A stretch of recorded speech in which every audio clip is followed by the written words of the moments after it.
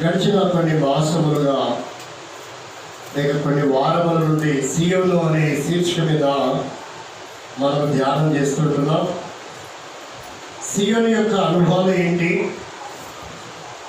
వాటి లక్షణములు, ఎందుకు సీయోను గురించి దేవుని యొక్క ఉద్దేశము, సంకల్పము, సీయోనుకు వస్తున్నటువంటి ప్రజల పట్ల దేవుని యొక్క అభిప్రాయం ఏంటో మనం ధ్యానం చేస్తున్నాం. నాటి సీయోను పరిస్థితులు ఎలా ఉన్నాయంటే, సీయోను గురించి సభ్య సమాజము ఆనాడు అనుకుంటూ వచ్చారంట, ఎవరిలో లక్ష్యము చేయని సీయోను అనియు, వెలివేయబడినది అనియు, అనేకుల చేత తృణీకరింపబడుతున్నటువంటి పరిస్థితి నాటి సీయోనుకు ఏర్పడుతూ వచ్చింది. నేటి దినాల్లో ఈ ప్రాంతంలో సీయోను కూడా అలాంటి నిందకు గురి చేయబడినటువంటి పరిస్థితులే. అంత మాత్రమే కాదు, ఒక సహోదరుడు నాతో అన్నటువంటి మాట ఏంటంటే, ఏముందండి సీఎంలో పంపించే వారికి ఉన్నా లేకపోయినా పోయే నీకేనే సిగ్గుండగా, ఏముందని సీఎంకి పోతావు? మహాపట్టణాన్ని విడిచిపెట్టి అక్కడికి వెళ్ళడం అంత అవసరం అంటారా? నీ క్షేమం కోరి చెప్తున్నాము, మీరు సీయోనుకి వెళ్ళకపోవడమే ఉత్తమం అని. ప్రేమైన వాళ్ళ ఇక్కడికి వచ్చి వెళ్ళిపోయిన వారు కూడా నాతో కలిసి మాట్లాడ అనుభవాలవి. మేమే ఉండలేకపోయాం సీఎంలో, అసలు మీకు ఎలా వెళ్ళాలనిపిస్తుందండి? ప్రియాలు గమనించండి, సీయోనులో ఏదో ఉందని రాలేదండి, సీయోనులో ఏదో ఉపయోగపడుతుంది నాకని రాలేదండి. సీయోను కొరకు నేనేం చేయాలి అనేది నా సిద్ధాంతం. సీయోనుకి నేను చేయవలసింది ఏదైనా ఉందా, నా వంతు నేను ఏదైనా, నాకున్న అలవాటు ఏంటంటే తుప్పు పట్టడం ఇష్టపడదండి, కరిగిపోవటానికైనా సిద్ధమే. ఇదే నా సిద్ధాంతం. కనుక సీయోను కొరకు నేనేం చేయాలి? ప్రార్థన చేసుకుంటే దేవుడు అలాంటి తృష్ణతో సీయోనుకు నువ్వు వెళ్ళాలి, నువ్వే వెళ్ళాలి అని మాట్లాడిన అనుభవాలు ఎన్నో ఉన్నాయి. అందుకని సీయోను శీర్షిక మీద నేను చాలా కాలం మనం ధ్యానం చేస్తున్నాం. ఇవన్నీ పూర్తి అవ్వాలంటే మీకు తెలియదు, ఈరోజు కనపడుతున్న సీయోను వేరు. ఒకవేళ దేవుని చిత్తమై ఇక్కడే కనుక 2-3 ఏళ్ళు ఉంటే సీయోను అంటే ఈ చుట్టుపక్కల జిల్లాల్లో సీయోను అంటే ఏంటో అర్థమవుతుంది. అచ్చంపేట నియోజకవర్గాన్ని మొత్తాన్ని కలిపి ఇప్పుడు రకరకాల సంఘాలు కలుపుకుంటే 43 సంఘాలు ఉన్నాయి. ఒకరోజు సీయోనుకి 40 సంఘాలు ఉంటాయి. ఇది సీయోను రేపు పొద్దున తలమానికగా చేయబడుతున్నటువంటి విధి విధానాలు. అవసరమైతే కొంతమంది డినామినేషనల్ సేవకులు కూడా వచ్చి సీయోను దేవుని వాక్యం నేర్చుకుంటారు. సీయోను వాసులకు అవసరం లేకపోయిండొచ్చు, కానీ నిన్న కొంతమంది సహోదరులు వచ్చారు. వాళ్ళు ఓల్డ్ విషయంలో పనిచేస్తారంట. కుటుంబాలుగా 2 పిల్లలు వేసుకొని బండ్ల మీద వచ్చి సీయోను నుండి ఒకే ఒక వ్యక్తి అటెండ్ అవుతూ వచ్చాడు, ఫిలిపు. ఆ మీటింగ్కి సీయోను యొక్క ప్రణాళికలు అన్ని డినామినేషన్లు వచ్చి ఇక్కడ వాక్యం నేర్చుకుంటారు. మీకు తెలియదు అది సీయోను అంటే. ఒకనాటి సీయోనులా కాదండి. సీయోనులో దైవ ప్రత్యక్షత వినయ తాండవాడబోతుంది. ఇంతకాలం మనుషులు స్వార్థముతో, జలసితో, అసూయతో, కుళ్ళు కుతంత్రంతో, స్వార్థముతో పనిచేసిండొచ్చేమో. ఇప్పుడు ప్రభు పని చేస్తారు, మనుషులు పనిచేయక. ప్రభు తన పని తను చేసుకుంటూ వెళ్తాడు. లోకంలో వాడతారు కదా, చట్టం తన పని తను చేసుకుంటూ వెళ్తుందని. చట్టం చేస్తుందో లేదో నాకు తెలియదు, కానీ చట్టం ఎవరికి చుట్టమో కాదో నాకు తెలియదు, కానీ సీయోనులో దేవుడు తన పని చేస్తాడు. మీరు చూస్తారు, అలా చూస్తూ ఉంటారు. నీ వెనక వచ్చే వాళ్ళు అధిరోహిస్తూ వెళ్తూ ఉంటారు. ఒకరోజు ఇక్కడ వక్తలుగా తయారవుతారు. వర్తమానికులుగా, గాయకులుగా, బోధకులుగా అనేక రకాల విధి విధానములు వారు స్థిరపరచబడతారు. ఇలా వచ్చి వెళ్ళిపోతారు, అలాగే వచ్చి వెళ్ళిపోతారు. అలా నోరు తెలుసుకొని చూస్తూనే ఉండాల్సిందే. వారు ముందుకు వెళ్తూ ఉంటారు శరవేగంగా. లేదు అంటే నీకు కూడా విఘ్నత ఉంటే నువ్వు కూడా ఆ స్థాయికి ఎదగొచ్చు. పొట్టబడిస్తే అక్షర ముక్క రాని వ్యక్తులని దేవుడి సీఎంలో వక్తలుగా నిలబెడతాడు. అంత పరిజ్ఞానము, లోక జ్ఞాన సంగతి పక్కన పెట్టండి, అంతటి వాక్య జ్ఞానముతో సిద్ధపరచబోతున్నాడు. అది సీఎం అంటే. దేవుడి వాక్యాన్ని మనం పరిశీలిస్తే ఏదో ఇది భక్తి కోసమో అవసరం కోసమో వారి వీరు కాళ్ళు దండాలు పెట్టి జీవించేది కాదండి. సీయోను పట్ల దేవుని ఒక ఉద్దేశం ఉంది. అందుకనే దీన్ని నెలకొల్పించాడు. దీని కొరకు కొంతమంది చేయి తెచ్చారు, త్యాగం చేశారు, సమర్పించుకున్నారు, ప్రయాసపడ్డారు, కన్నీరు కార్చారు. కానీ ఒకరోజు వారికి అనిపించింది, నేను ఎంతో చేశాను కానీ సీయోను ఇలా అయిపోయింది ఏంటి, ఇలా వేస్ట్ అయిపోయి పాడైపోయి మూతపడే పరిస్థితి వస్తుందేమో, ఇలాంటి దాని కొరకు మేము చేతులు చాపి సమర్పించుకుంది. కాబట్టి ఇది మూత వేయబడేటట్టుంది, వేరే వాళ్ళకి లక్షలు ఇస్తే బాగుంటుంది కదా, సహాయపడితే బాగుంటుంది. ఓకే, మంచిది,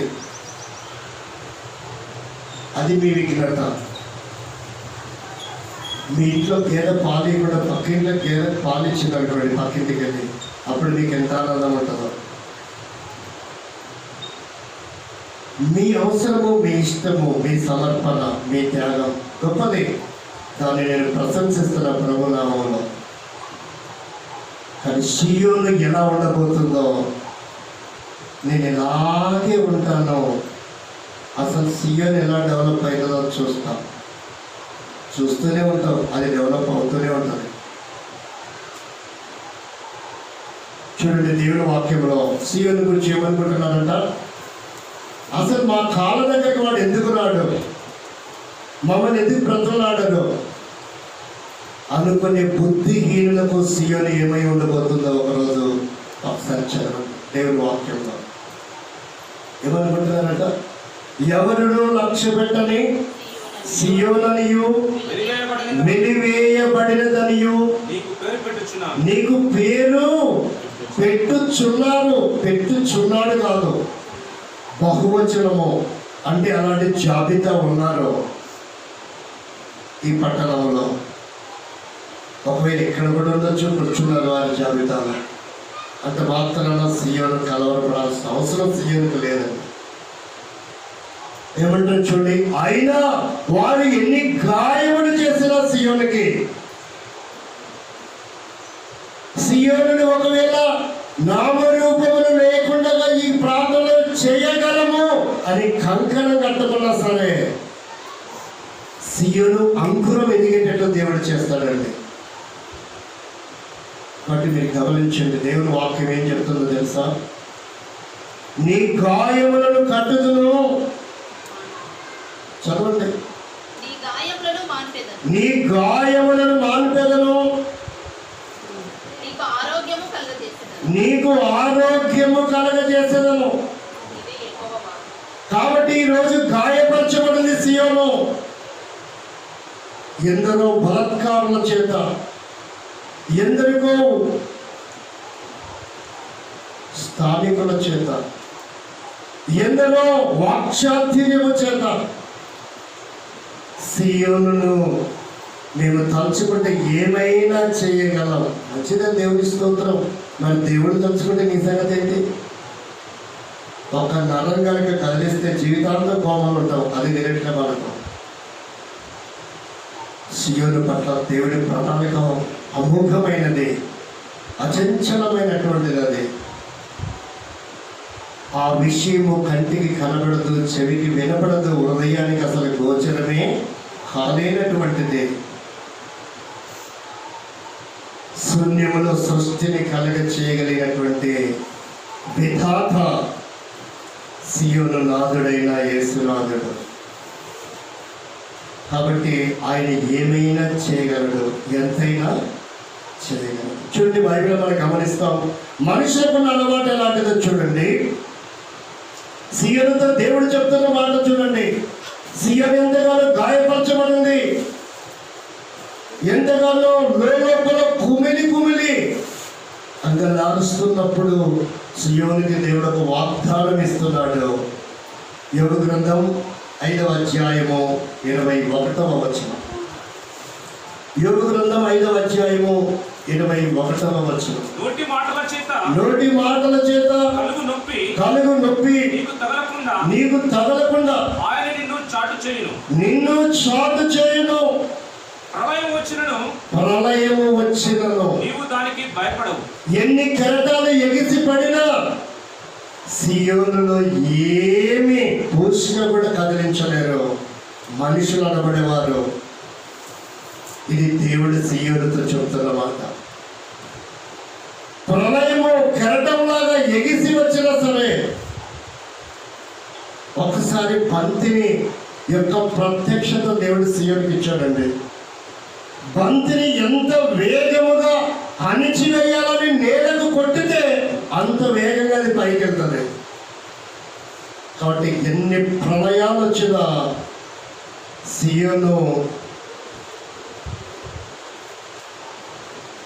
దాని యొక్క స్థానాన్ని, దాని యొక్క ప్రత్యక్షతను, దాని యొక్క విధి విధానమును, సింహాసనమును ఎవరినూ కదిలించలేరనేటువంటిది సీయోనుతో దేవుడు మాట్లాడుతున్నాడు. నలుమూలల నుండి శత్రువులు చుట్టుముట్టినా సరే, సీయోనుకి ఏ అండదండలు లేకపోయినా సరే సీయోను దేవుడు భద్రపరచగలడు. ఏనాటికైనా అది కాపాడబడాలంటే నేనే అవసరం కదా అంటే ఒకరోజు నువ్వే ఉండకపోతే, భారతదేశానికి స్వాతంత్రం తీసుకొచ్చినటువంటి సమర యోధులు మేము లేకపోతే భారతదేశానికి భద్రత లేదు.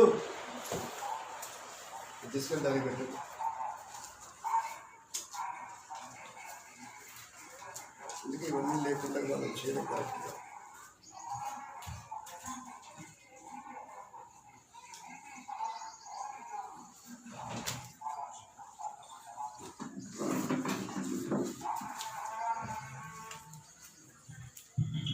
కాబట్టి మనం గమనించవలసిన విషయం ఏంటంటే సీయోను పట్ల దేవుని యొక్క సంకల్పం, దేవుని యొక్క ఉద్దేశం, దేవుని యొక్క ప్రత్యక్షత మనం పరిశీలన చేస్తూ ఉంటున్నాం.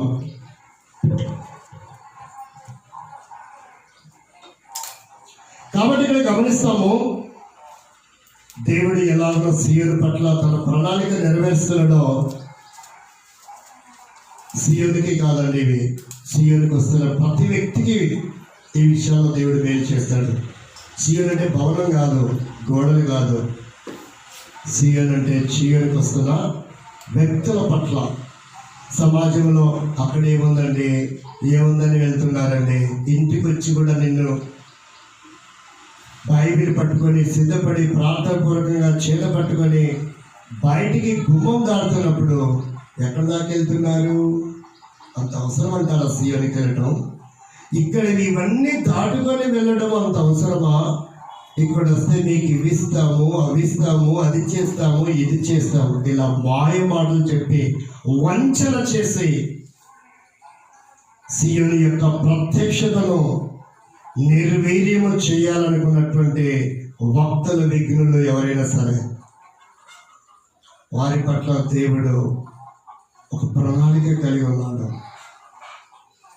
కారణం ఒకసారి చూడండి. ఒకవేళ సీయోన్ని పాడు చేయాలనుకుంటే ఎలా ఉంటుందో చూడండి.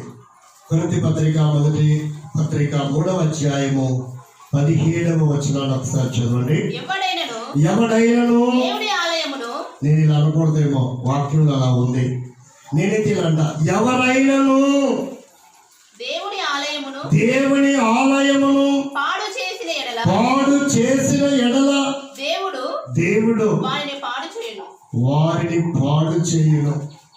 సీయోనును నువ్వు ఎంత గాయపరచాలనుకుంటావో, నీ జీవితంలో ఎన్ని గాయాలు అనిపించో ఒకసారి గుర్తిరగాలి.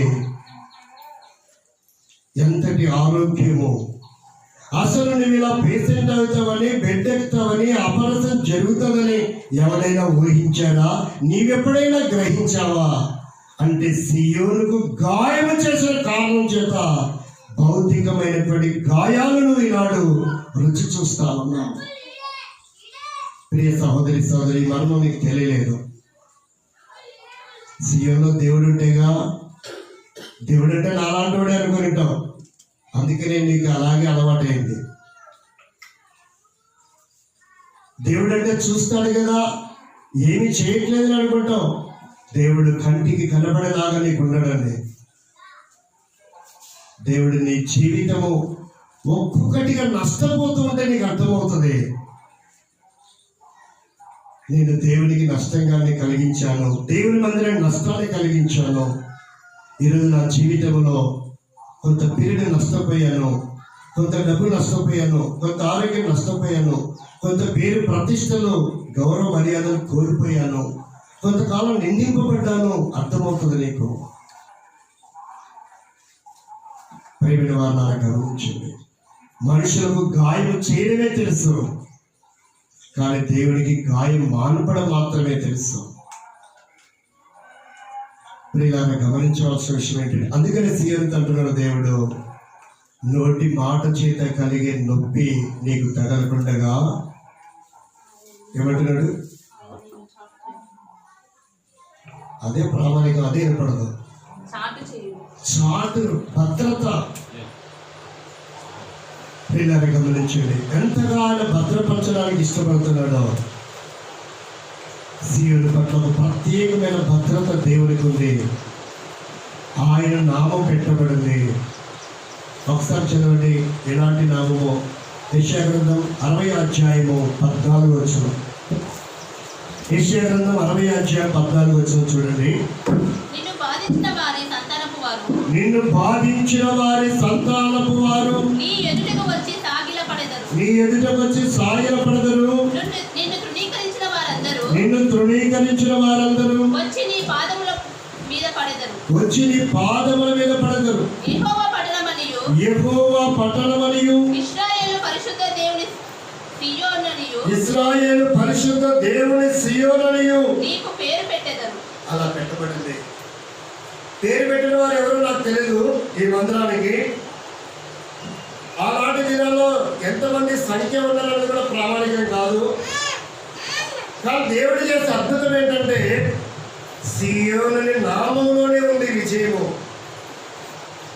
ఆ నామముకే ఉన్నటువంటి ప్రత్యక్షత. ఆ నామాన్ని కనుక నువ్వు ఉచ్చరిస్తే నీకు తెలియకుండానే ఆశీర్వాదములు నేను హరిస్తాయి. ఒకసారి చూస్తారా ఎలా ఉందో చూడండి. సంఖ్యాకాండం 26 26 సంఖ్యాకాండం 26 26 ఒకసారి చూద్దాం.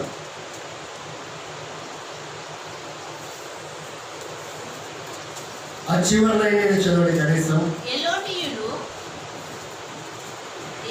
మరి 6 26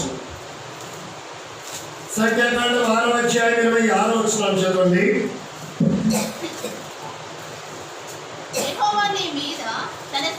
తన సన్నిధి కాంతి ఉదయింపచేసి నీకు సమాధానము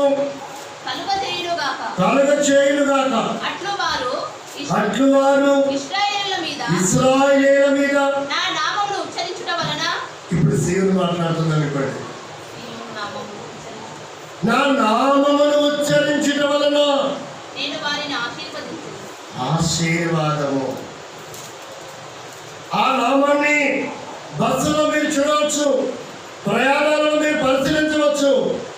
కొంతమంది కూర్చున్న ప్రక్కన ఎంత డీప్గా మాట్లాడి కదిలించి ఏం చేసినా వారు పెదవులు, వారి మనసు కొన్ని నామముల మీద జపం చేస్తూ ఉంటుంది. కొంతమంది ఏం పని చేస్తున్నా పెన్నుకు పేపర్కు పని కల్పిస్తూ ఉంటారు, రాస్తూనే ఉంటారు ఆ నామాలని.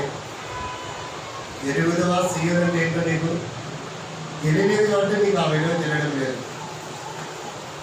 ఆ నామమును ఉచ్చరించడం వలన కూడా ఏం చేయబడతారంటండి? 128వ కీర్తన 5వ వచనం చదవండి. ఇక్కడ దేవుడు ఏం చెప్తున్నాడో చూడండి. ఇప్పుడు సియోను చెప్పినటువంటి మాట లాంటి మాటలు 26వ వచనం చదివాము, సంఖ్యాకాండం 6:26లో. ఇక్కడ దేవుడు కూడా అదే మాట చెప్తున్నాడని కూడా మనం చదవచ్చు. అయితే కీర్తన 128:5లో ఎవరు చెప్తున్నారో ఏమని చెప్తున్నారో ఒకసారి మీరు చదవండి. మీ బైబిల్లో కూడా ఉన్నమాట. సియోనులో నుండి చూడండి. అంటే సియోనికి మనము గ్యాప్ ఏర్పరచుకుంటున్నామంటే మనకు తెలియకుండానే కొన్ని ఆశీర్వాదాలు మనం వద్దనుకుంటున్నామని అర్థం. దేవుడు వాక్యం ఉందండి ఆ మాట. 28వ కీర్తన 6వ వచనంలో నువ్వు లోపలికి వచ్చినప్పుడు దీవించబడతావు, వెలుపలికి వెళ్ళినప్పుడు దీవించబడతావు. ఏ ఉద్యోగస్తుడికైనా 1 నెల డ్యూటీ చేస్తే 2 నెలలు జీతం ఇస్తారండి? ఒకసారి చూడండి, ఇక్కడ దేవుడు అంటాడు 2 దీవెనండి. ఎలాంటి దీవెన? సియోను ఎంతగా అవమానపరచబడుతుందో అంతకంతకు రెట్టింపు సియోనుని దేవుడు ఆశీర్వదించబోతున్నాడు. చదవండి యెషయా గ్రంథం 61వ అధ్యాయం 7వ వచనం. 61వ అధ్యాయం 7వ వచనం. వారు తమ దేశములో రెట్టింపు భాగమునకు కర్తలగుదురు, నిత్యానందము వారికి కలుగును. ఏమంటారండి? రెట్టింపు భాగమునకు కర్తలు. అంతేకాదండి, ఏమవుతుందంట? నిత్యానందము వారికి కలుగును. ప్రేమ అన్నారా? రెట్టింపు ఎంతంట? నిందకు చదవండి. నిందకు ప్రతిగా తాను పొందిన భాగమును అనుభవించు వారు ఏమవుతారంట? కాబట్టి ఎంతగా సియోను నిందింపబడుతున్నా పర్వాలేదండి. సియోను వాసులు ఎంతగా నిందించబడినా పర్వాలేదు. ప్రత్యేకమైన దేవుని ఆశీర్వాదము వారి పట్ల కలిగి ఉండడానికి దేవుడు ఇష్టపడుతుంది. అందుకే అంటాడు మత్తయి సువార్త 5వ అధ్యాయంలో 11-12 నా నిమిత్తము. ఒకవేళ అదే మాట సియోను కూడా అంటుంది ఈరోజు. 5వ అధ్యాయం 11-12 చూస్తే నా నిమిత్తము జనులు మిమ్మల్ని నిందించి హింసించి మీ మీద అబద్ధముగా చెడ్డ మాటలెల్లా పలుకున్నప్పుడు మీరు ధన్యులు. చదవండి. అలాంటి పరిస్థితుల్లో ఏముండాలంట? మనకు సంతోషించి ఆనందించుడి. అదేండి, పరలోకమందు ఏం జరగబోతుంది? అధికము. ఇది దేవుడు మాట్లాడమే కాదు, ఇదే మాట సియోను కూడా మనతో మాట్లాడుతుందని మనం ధ్యానించాలి. ఇక్కడ దేవుడు మాట్లాడుతుండడమే కాదు, సియోను కూడా మాట్లాడితే ఈ మాట ఎలా ఉంటుంది? కాబట్టి సియోను నిమిత్తములో ఎవరైనా ఏదైనా మాట అన్నప్పుడు మనం వస్త్రాలు చెప్పుకోవాలని అవసరం లేదండి, కేకలు వేయని అవసరం లేదండి. మౌనం వహిస్తే చాలు. ప్రభు వైపు చూస్తే చాలు. ప్రభా, ఆనాడు నా రక్షణ కొరకు నువ్వు ఎంత మౌనం వహించావు, నేను అంతకంటే గొప్ప వ్యక్తినా? ఎంతమందిని తెచ్చుకుంటే ఏముంది, ఎంతమంది మాట్లాడితే ఏముంది? ప్రభువా, వారి మాటలు నన్ను ఆశీర్వాదకరంగా చేస్తున్నాయని చెప్పగలమా? ఇది లోకస్తులు వాడుతున్న పదం. ట్రాక్టర్ మీద, ఆటో మీద, లారీ మీద, కారు మీద రాసుకుంటారండి, నీ ఏడుపే మాకు దీవెన అని. ఎప్పుడు చదివారా? వాడేడితే నిజంగా దీవెన రాదు. ఇక్కడున్న వాక్యమే అక్కడ ఫోటో స్టార్ట్ చేసుకున్నారు. ఫోటో స్టార్ట్ అంటే ఇక్కడ ఏమంటారు? జీరాప్ చేసుకున్నారు. బైబిల్ ప్రామాణికంలో ఉన్నదే ప్రపంచంలో ఎవరైనా వాడాలి. సొంతంగా ఏ గ్రంథాలలో లేని సంగతులు బైబిల్లో ఉన్నాయండి. బైబిల్గా చూస్తే భూమి మీద ఏ కార్యకలాపం జరుగుతున్నా ప్రతి దానికి మూలాలు బైబిల్లో ఉన్నాయి. కాబట్టి ఇక్కడ ఎంతో మంది ఏడ్చారంట, నిందించారంట, గాయపరిచారంట, హేళన చేశారంట. అంటున్నాడు, ఏమంటున్నాడు? నా నిమిత్తము మీరు కనుక ఈ అనుభవాలు గుండా వెళ్తే మీరు ధన్యులే కాదు, భూమి మీద ధన్యులకు మరొక పదాన్ని మనం వాడితే తెలుగులో ధన్యులు అనే పదం ఉంది, ఆంగ్లంలో బ్లెస్డ్ పీపుల్ అని ఉంటుంది. అంటే ఆశీర్వదించబడిన వారం అవుతాం. ఒకవేళ భూమిని విడిచిపెడితే మనం ఏమవుతామంట? రెట్టి పరలోకములో ఫలాన్ని అధికము. ఇది దేవుడి సీయోను పట్ల చేయబోతున్న కార్యం. ఇంతకాలము సీయోను ప్రజలకు తెలియలేదు, చెప్పలేదు, చెప్పితే దాన్ని గ్రహించలేదు. గతాన్ని మనం ఒక్కసారి ప్రక్కన పెడదాం. మనం ఎప్పుడు కూడా గతంలో జరిగిన వాటిని చేదు జ్ఞాపకాలు ఎప్పుడు కూడా జ్ఞాపకం చేసుకోవాలండి. అది మనుషులకు అలవాటు లేదు. ఒకవేళ ఏదైనా చేదు జ్ఞాపకం సందర్భం వస్తే ఆ సంగతులు ఎందుకు అని గద్దిస్తారండి. అది తీపి జ్ఞాపకాలు అయితే రోజుకి ఎన్ని పర్యాయాలైనా వల్లిస్తూ ఉచ్చరిస్తూ ఉంటారండి. కాబట్టి దేవుడి యొక్క ప్రత్యక్షత సీయోను పట్ల ఏం జరగబోతుందో మన కనులారా చూస్తాం. ఒకరోజు అలాంటి మాటలు మాట్లాడే వాళ్ళు సిగ్గుపడతారు. ఒకరోజు సీయోను గురించి మేము తప్పంచనేసాం, పొరపాటు చేసామని మీ పాదాల దగ్గరకు వచ్చి పశ్చాత్తాపపడే పరిస్థితి కూడా అతి త్వరలో చాలా సమీపంగా ఉంటుంది. ఇప్పుడే సీయోను యొక్క ప్రక్రియ ఆటోమేటిక్గా ప్రారంభమైంది. గ్రామాల్లో అది మండలాలకు వ్యాపించింది, జిల్లా కూడా వ్యాపిస్తూ ఉంది. నేను సేవకుల మీటింగ్కి వెళ్తే ఎబ్రోన్లో కూడా కొంతమంది సీయోను గురించి జ్ఞాపకం చేస్తున్నారు. సీయోన్లో కార్యక్రమాలు ఇలా ఉన్నాయంట కదా, ఇలా జరుగుతున్నాయంట కదా. ప్రియులారా గమనించండి, ఇప్పటికే అది అంచెలంచెలుగా సీయోను యొక్క కీర్తి వ్యాపిస్తుంది. ఒకసారి చదవండి మీరు మత్తయి సువార్త 4:24 ఏముందో చూడండి. ఆయన అంటే సీయోను కీర్తి దేశమంతటా. సిరియన్లు అంటే ఎలాంటి వారు? విశ్వసించిన వారు అర్థం కాదు అక్కడ. సిరియన్లు అంటే అన్యులకు కూడా ఈ సమాచారం అందుతుంది. ఏంటి సియోను అంటే ఏంటో అనుకున్నాం ఒకప్పుడు. అది ఎక్కడో అక్కడ ఉంది, దిక్కు దివాళం లేకుండా అనుకున్నాం. దానికి సరైన ప్రాకారం కూడా లేదు, భద్రత కూడా లేదు.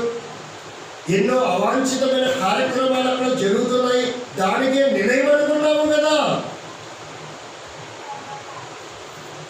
సీయోను కీర్తి వ్యాపిస్తూ ఉంది. సీయోనుకు వస్తున్న ప్రతి వ్యక్తికి అది ఘనత కాదా అని. అలాంటి ఘన కార్యములు సీయోను వాసులకు ఘనత అనిపించడం లేదా?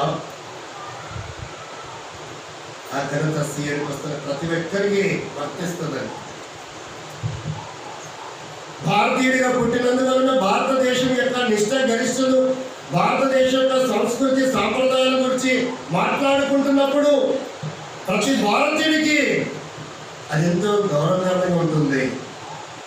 అలాగే సీయోను గురించి సమాజంలో బయట మాట్లాడుకుంటున్నప్పుడు సీయోను వాసులది కాదంటారు. ఆ ఘనత ప్రతి వ్యక్తికి వర్తిస్తుందండి. మీరు కూడా సీయోను వాసులేనంటే కదా, మీరు కూడా సీయోనుకి వెళ్తారంటే కదా, సీయోను ఇలా జరుగుతుందంటే కదా అన్నప్పుడు మీ హృదయము ఎంతగా ఆనందించుదో ఆ క్షణము బయటికి బాధ ఉన్నా, మీ మనసు ఎంతగా పరితపించుతుందో ఆ క్షణము మీ మనసుకి మహదానందం కలిగి ఉంటుంది. బయట మనసుకి అది అంగీకారంగా లేకపోయినప్పటికీ మనసు మహదానందాన్ని అనుభవించిన క్షణాలు ఉన్నాయి నీ జీవితంలో. ప్రియమైన సహోదరి సహోదరా, అది పరిపూర్ణ దశకు తీసుకురావటమే దేవుని యొక్క ఉద్దేశం. చూడండి, 2వ స్థలం దగ్గర మనం వెళ్తాం. 51వ అధ్యాయం యెషయా గ్రంథం 7వ వచనాన్ని ఒకసారి చదవండి. నేను ముగిస్తాను తరగతి, మనం అలా చదువుకొని మన సమయం అవుతుంది కనుక నేను అలా ముగిస్తాను. త్వరగా చదవండి, త్వరగా చదవండి. నీతి అనుసరించు వారలారా నా మాట వినుడి, నా బోధను హృదయమందుంచుకున్న జనులారా ఆలకించుడి. సీఎం మాట్లాడుతుంది, దేవుడు మాట్లాడుతున్నాడు. నా బోధను హృదయమందించుకున్న జనులారా ఆలకించుడి. హృదయంలోనే ఉందా? లేక అది చెవిలో నుండే వెళ్ళిపోయిందా? అసలు హృదయంలోకి ఏమైనా చొరబడుతుందా అని అవకాశం ఇస్తున్నామా అని? హృదయంతరంగంలోనికి చొరబడినప్పుడు మన జీవితంలో ప్రతి అవిధేయత సరిచేయబడాలి కదా. చూడండి, ఎబ్రీ పత్రిక 4:12 నా వాక్యమును, నా బోధను, నా ఉపదేశమును హృదయం అందించుకున్న వారులారా, ఎందుకనగా దేవుని వాక్యము సజీవమై బలము గలదై రెండంచులు గల ఎటువంటి ఖడ్గము కంటేను వాడిగా ఉండి ప్రాణాత్మలను కీలను మూలుగను విభజించినంత మట్టుకు దూరుచు హృదయం యొక్క తలంపులను ఆలోచనలు చెరపట్టేదిగా ఉందండి దేవుని వాక్యము. ఇక ఏ ఆయుధానికి, ఏ ఖడ్గానికి ఇంతటి విశిష్టత లేదు. ప్రతి ఆయుధము మనిషిని ప్రాణం తీయగలదు, కానీ దేవుని వాక్యం అనే ఈ ఖడ్గం, ఈ ఆయుధం అవలక్షణాలను భేదించి దుర్మార్గుని కూడా సన్మార్గంలో నిలబెట్టగలిగినటువంటి ఏకైక ఆయుధం ఏదైనా ఉందంటే అది దేవుని వాక్యమే. కాబట్టి అందుకుంటున్నాడు, హృదయంలో ఉంచుకున్న వారలారా. ఇప్పుడు చదవడం వల్ల మన ప్రార్థన కదండి. 51:7 దగ్గరికి ఇర్మియా గ్రంథం, యెషయా గ్రంథం మన్నించండి, యెషయా గ్రంథం 51:7 నా బోధను హృదయం ఉంచుకున్న వారలారా ఆలకించుడి. ఉంచుకుంటే దేవుని స్తోత్రం. ఒకవేళ తుంచుకునే మనసుతో జాగ్రత్త పడదాం. ఇలాంటి లక్షణాలు కలిగి మనలో మనం చేయడానికి అనుకున్నాం కాదని వాక్యం చెప్తుంది. ఉంచుకునే వారంగానే ఉన్నామా దేవుని వాక్యాన్ని హృదయంలో? ఏదో కాలయాత్ర కోసం అలా కనబడి వెళ్ళిపోయే వారంగా ఉన్నామా? 61:7 కూడా చదివాం కదా. మరి 51:7కు 61:7 వ్యత్యాసం మనం చూసాం. ఎప్పుడైతే హృదయం ఉంచుకుంటామో ఆ నింద, వేదన, కలవరం, బాధ, పితుకు, దుఃఖము, ప్రతి విధమైనటువంటి వేదన విడిపించబడి నీ కంటికి కనబడుతున్నటువంటి ఆనందాన్ని చూడబోతున్నావు. నీకు అర్థం కావడానికి వాక్యం అర్థం కాకపోతే ఒక ఉపమానము నీ ముందుకు తీసుకొస్తాను. చూడండి, ఉపమానము కూడా వీలైనంతవరకు వాక్యమే చూడాలి. ఉపమానం అంటే సొలు కబుర్లు చెప్పుకోకూడదు. ఎక్కడో ముసలము ముచ్చట్లు ఎక్కడో కూర్చొని కాలయాపలు చెప్పుకునే మాటలు ఉండకూడదండి. ఉపమానం కూడా లేఖనంలో చూడాలి. యోహాను సువార్త 20వ అధ్యాయము, యోహాను సువార్త 16వ అధ్యాయం 21 ఒకసారి చదవండి. ఇప్పుడు ఈ నింద, వేదన ఎలాంటి ఆనందాన్ని కలిగిస్తుందో చూడండి. స్త్రీ ప్రసవించినప్పుడు ఆమె గడియ వచ్చిన కనుక ఆమె వేదన పడును. ఎంత వేదన అంటే ఇక తాను బ్రతుకుతానన్న గ్యారంటీ లేనటువంటి పరిస్థితుల్లో కొంతమంది మాతృమూర్తులు ఉంటారండి. నేను చనిపోయినా నాకు పుట్టే ఆ శిశువు నా పేరు చెప్పుకుంటది కదా, పలాని ఆమె కుమారుడు, పలాని ఆమె కుమార్తె కదా అని వారు ప్రాణాన్ని పన్నంగా పెట్టినటువంటి మాతృమూర్తులు ఎంతోమంది లేకపోలేదు. గమనించండి, ప్రాణ త్యాగం చేస్తున్నటువంటి గృహిణి, మాతృమూర్తిని ఈరోజు అనేకులు అవహేళన చేస్తున్నారు. తల్లి అంటే లెక్కలేదు, తండ్రి అంటే లెక్కలేదు. వారిని బానిసలా చూస్తున్నారు. వారిని ఒక వస్తువు కంటే నీచగా చూస్తున్నారు. వృద్ధాప్యంలో యోగక్షేమలు చూడకుండా వారిని పెంచి పోషించి పెద్ద చేసి ప్రయోజకులు చేసి వటవృక్షంలాగా తీర్చిదిద్దితే వారిని పలకరించడానికి మనసు ఉండదు కొంతమందికి.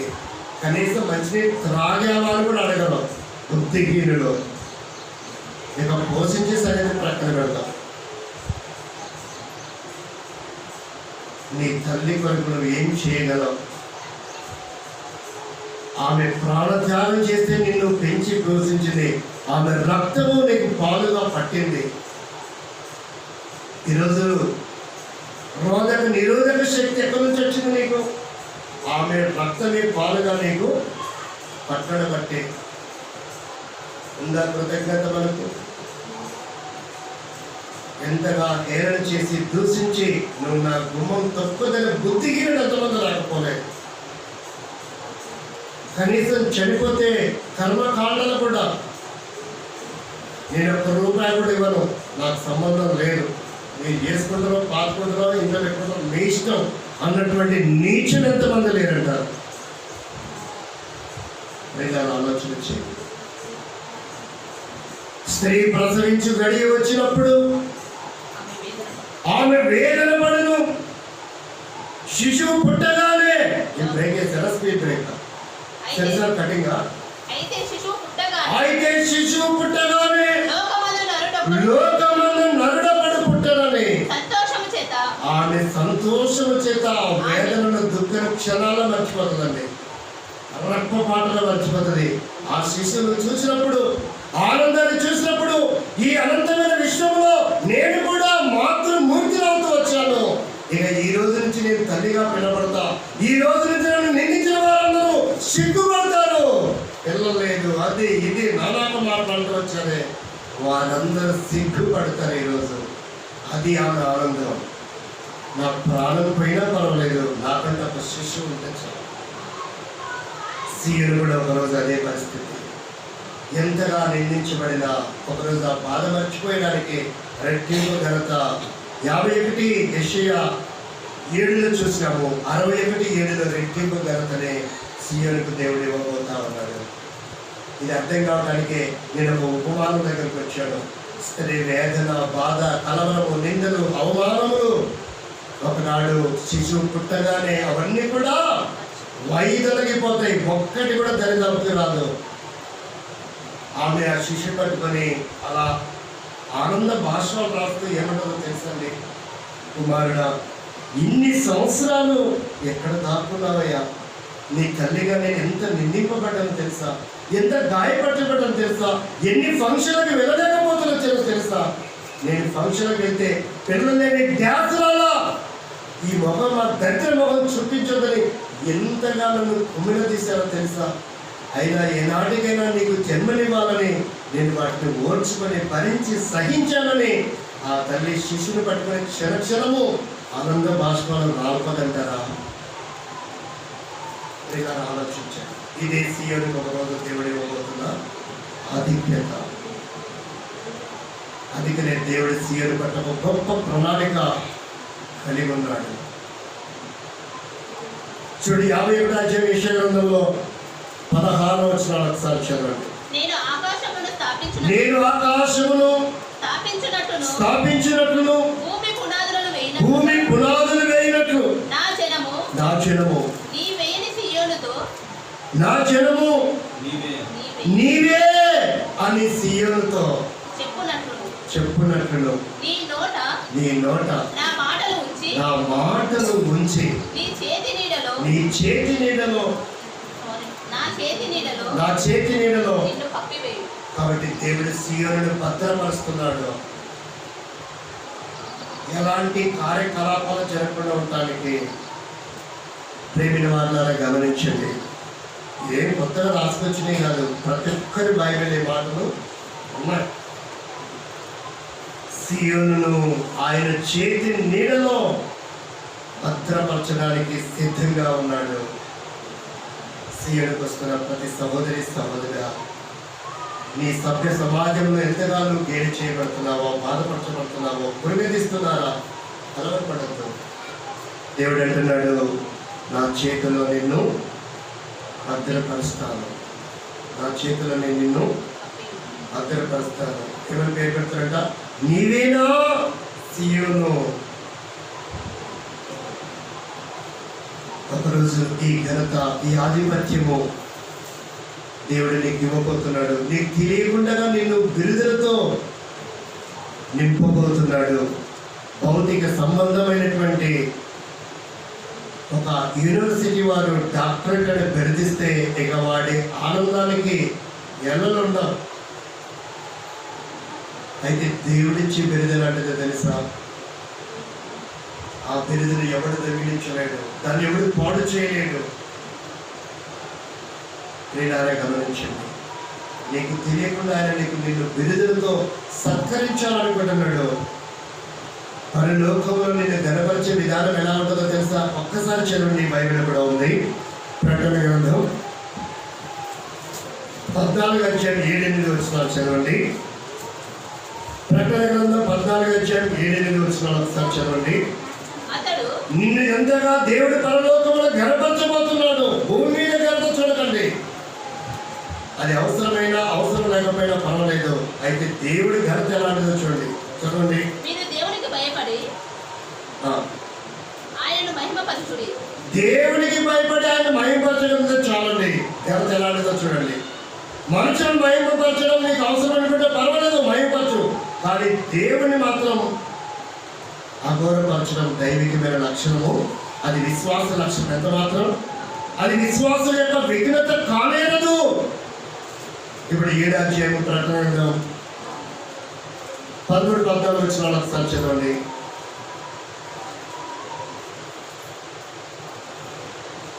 చదవండి.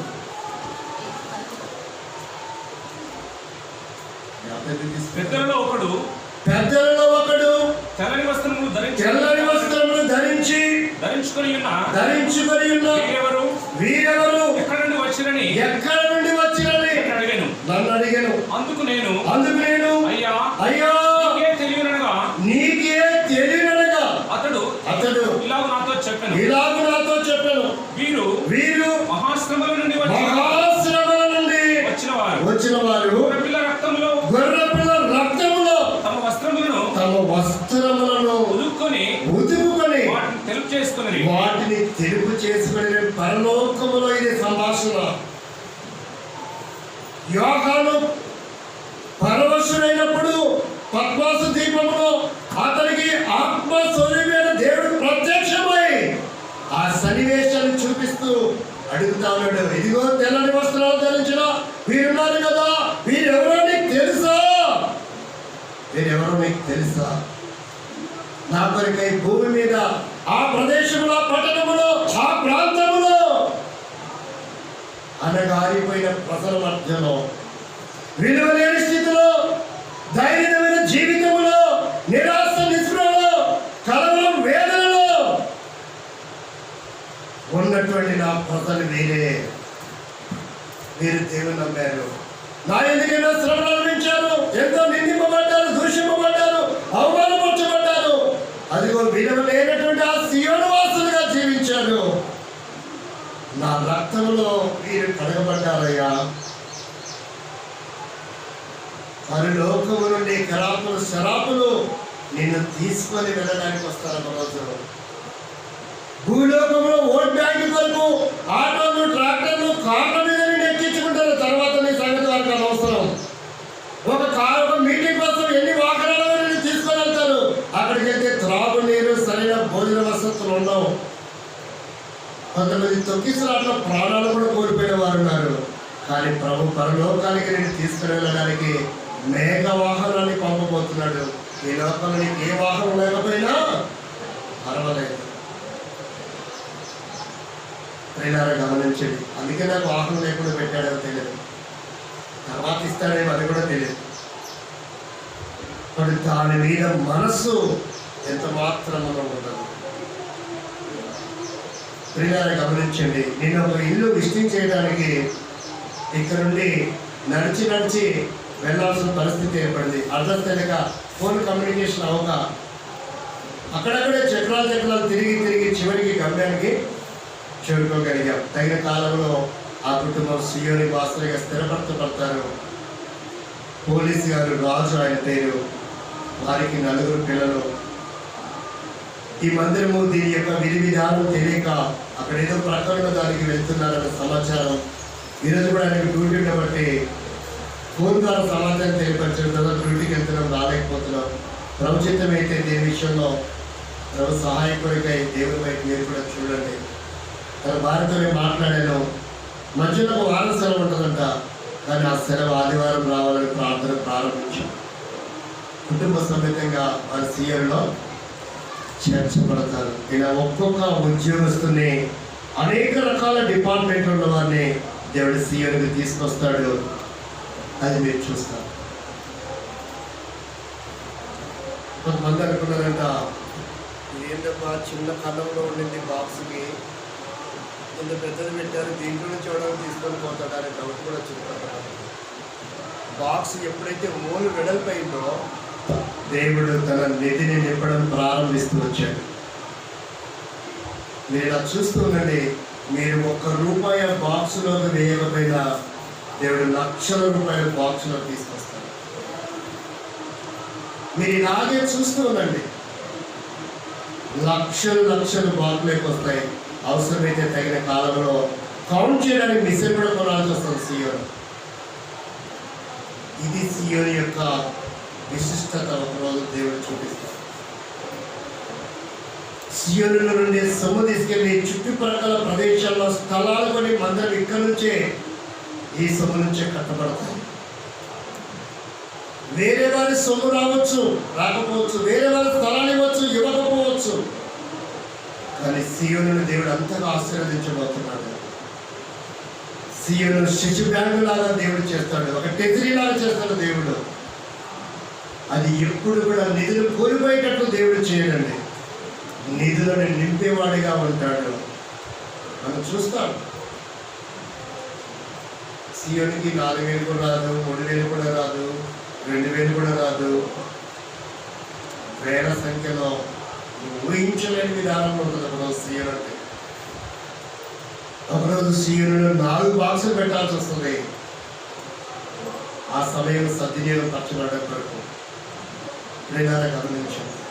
ఇది దేవుడి సియోను పట్ల చేయబోయే రాజనీతి, అది దేవుడి ప్రణాళిక.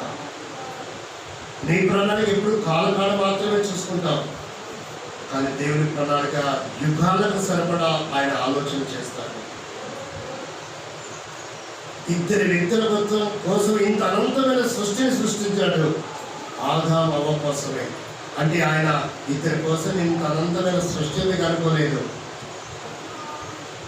కోట్ల మంది నా ప్రజలు పుడతారు, వస్తారు, అందుకే ఈయనంత అనంతమైన సృష్టి ఉండాలని దేవుడి నాడు యోచించాడు. నీ ఆలోచన మన ఆలోచన కేవలం మన కాలం వరకు మాత్రమే పరిమితమై ఉంటుంది. ఒక్క అడుగు కూడా అవతలికి ఆలోచించలేము. ఆధ్యాత్మిక సంగతులు మన దృష్టికి కనుమరుగై ఉన్నవి. ఆ నేత్రం తెరబడినప్పుడు ఆధ్యాత్మిక విషయాలను మనం కనులారా చూస్తాం. చూడండి, యెషయా గ్రంథం 19వ అధ్యాయం 22వ వచనాన్ని కూడా చదవండి. 19:22. యెహోవా వారిని కొట్టును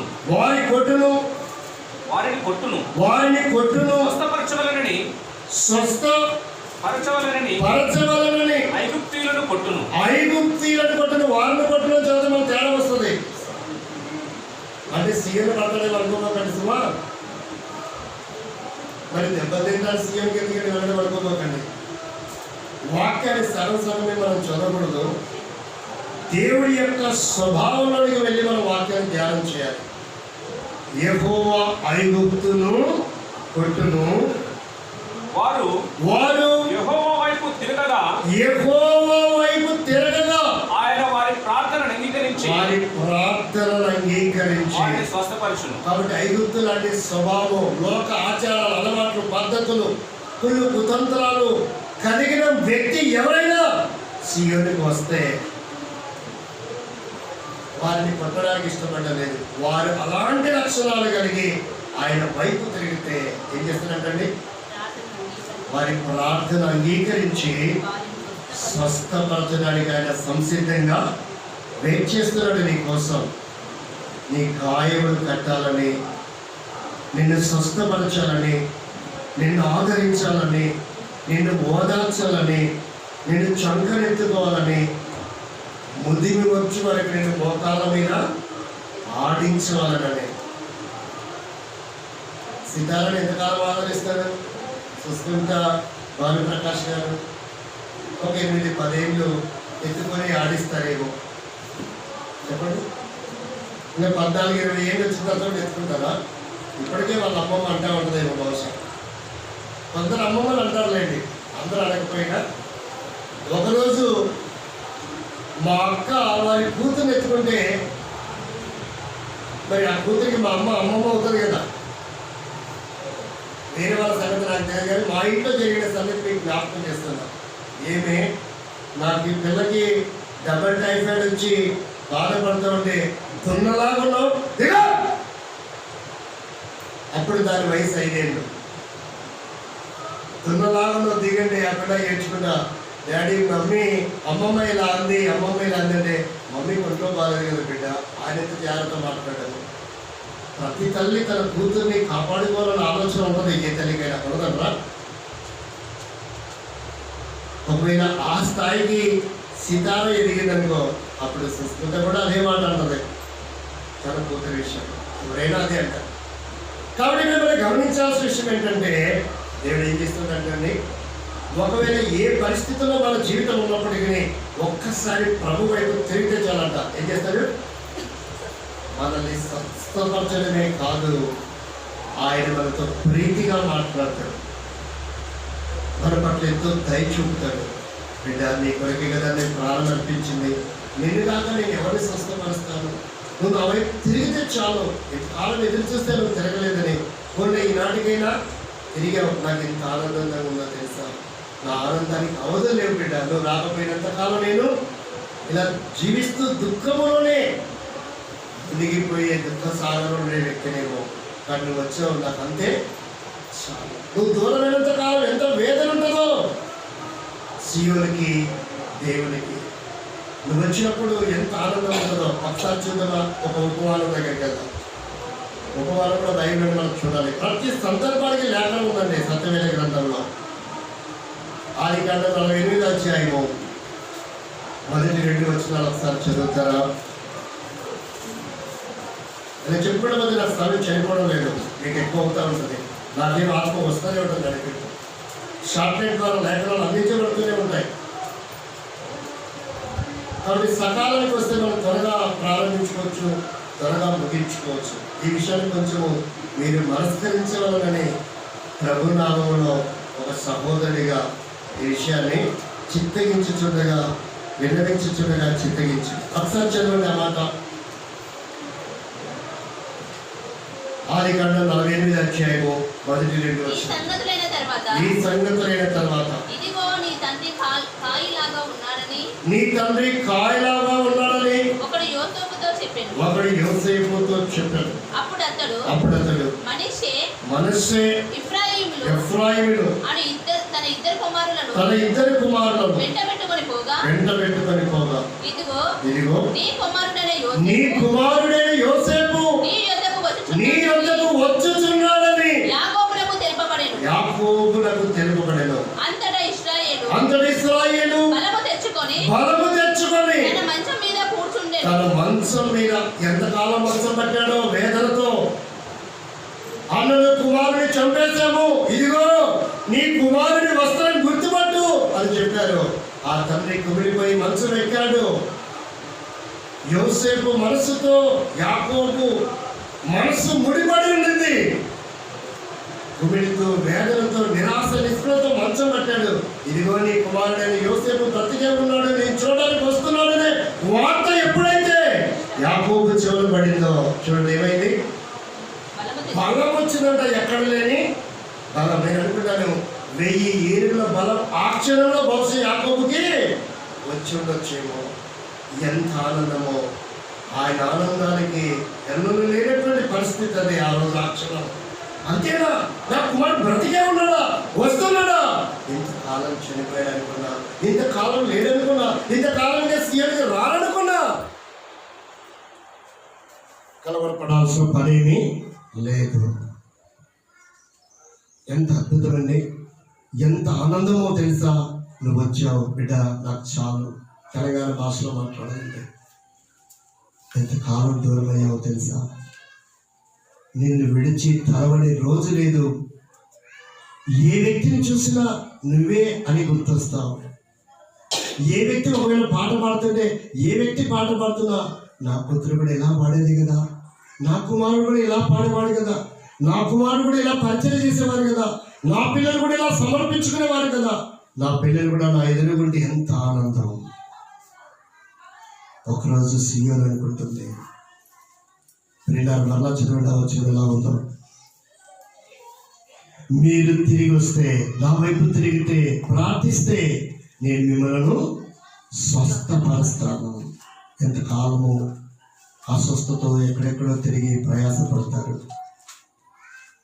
సీయోను దేవుడు ఎన్నో అద్భుతాలు ఆశ్చర్యకాలు చేయబోతున్నాడు, ప్రారంభించాడు. ప్రియులారా, గమనించండి. ఇటీవల కాలంలో ఒక న్యూస్ నా దాకా చేరింది. ఆ పేరు జ్యోతి గారంట. పలకపల్లిలో ఆమె టీచర్. గత మాసాల నుంచి దాదాపు 6 మాసముల నుండి నిద్ర లేని పరిస్థితి. రాత్రి అసలు ఎందుకు అవుతుందా అన్న వేదన తన జీవితంలో మిగిలిపోయింది. ఇంత ఎవిడెన్స్ ఎందుకు చెప్తున్నామంటే, ఇవన్నీ క్రియాశీలకంగా ఉండే విషయాలు, వాస్తవ సంఖ్యలలో ఉండే విషయాలు. ఇవి మాయ మాటలు కాదు, ఎవిడెన్స్ అన్నమాట. సీఎం పట్ల దేవుడు చేస్తున్న కార్యాలు. ఇంకా మనిషిని కూడా చూడలేదు. ఫోన్లో కొబ్బరిని బాటలు తెప్పించి ప్రార్థన చేసి ఇలా వాడండి అని చెప్పాము, అంతే. ప్రియులారా, ఇలాంటి లిస్టులు కోకొల్లలుగా జరుగుతూ ఉన్నాయి.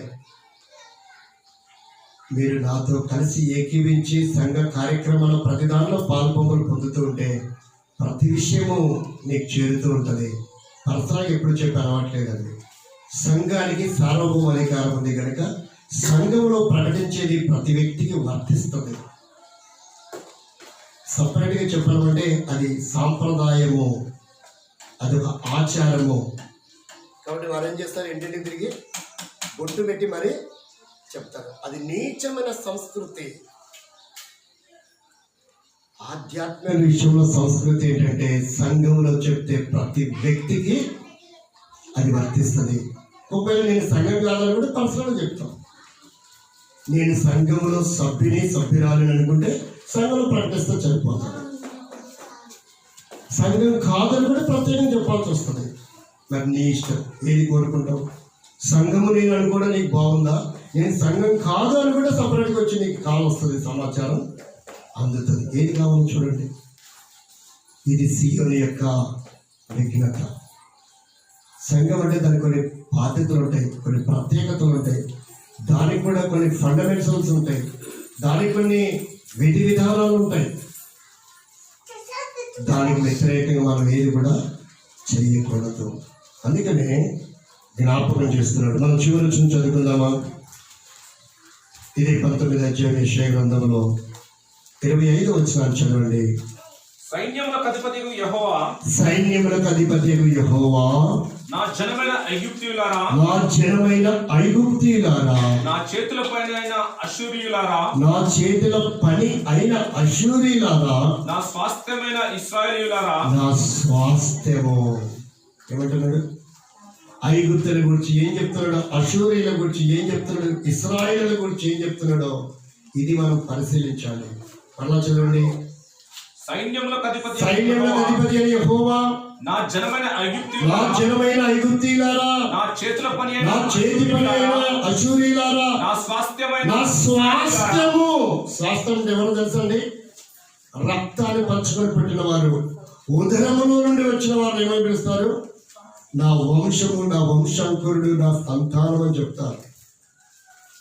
కాబట్టి రక్షింపబడిన వారి గురించి, ఇశ్రాయేలు గురించి దేవుడు చెప్తున్నాడు. సీయోను కూడా చెప్తుంది, నా స్వాస్థ్యమైన వారలారా, నా పిల్లలారా, నా కుమారులారా, నా కుమార్తెలారా. సీయోను కూడా మాట్లాడుతుంది, ఇక్కడ దేవుడు కూడా మాట్లాడుతుంది. చదవండి, ఏమంటున్నాడు? మీరు ఆశీర్వదింపబడుదురని, మీరు ఆశీర్వదింపబడుదురని చెప్పి వారిని ఆశీర్వదించను, వారిని ఆశీర్వదించను. స్వాస్థ్యం ఏమంటున్నాడు? సొంత తమ్ముని కుమారునికి ఆస్తిలో వాటా ఇస్తారు ఎవరైనా? ఆలోచించండి. సొంత చెల్లి కూతురికి, అక్క కూతురికి, అన్న కూతురికి, బంధువులకి ఆస్తులు ఇస్తారా? బహుమతులు ఇవ్వచ్చు, కానీ వారసత్వంగా వంశపు హక్కు, తనకున్నటువంటి స్వాస్థ్యం మొత్తానికి సార్వభౌమ అధికారము వారికి ఇవ్వలేదండి. కాబట్టి మనం గమనించవలసిన విషయం ఏంటంటే, ఇక్కడ అంటున్నాడు, నా స్వాస్థ్యము నేను మిమ్మల్ని ఆశీర్వదించి, ఏమంటాడు? చివరి చదవండి.